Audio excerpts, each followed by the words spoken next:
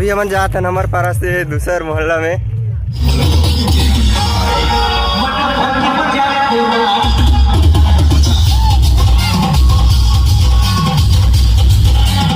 तो बहुत दूर से रेंगत रेंगत आत हन, अभी पहुंचे वाला ही हन।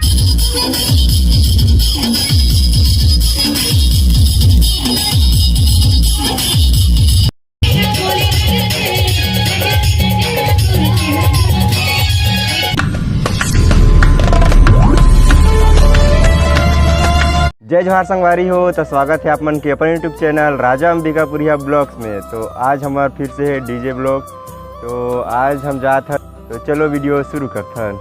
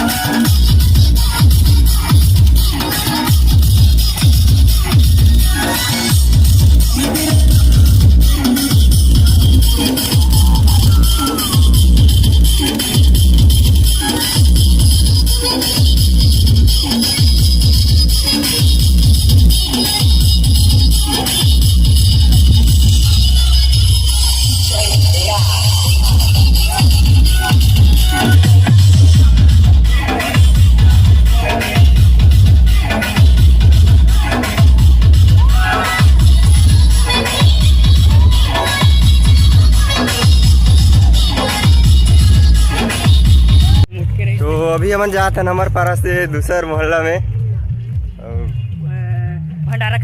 भंडारा खाए और नाचे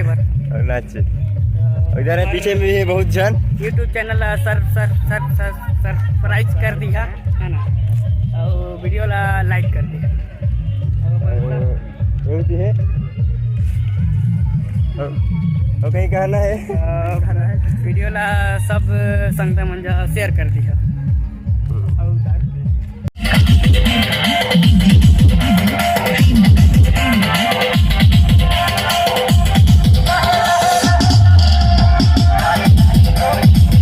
तो बहुत दूर से रेंगत रेंगत आत हन, अभी पहुंचे वाला ही हन मोहल्ला में हमार, मतलब दूसर मोहल्ला में। हमार मोहल्ला से तो आत हन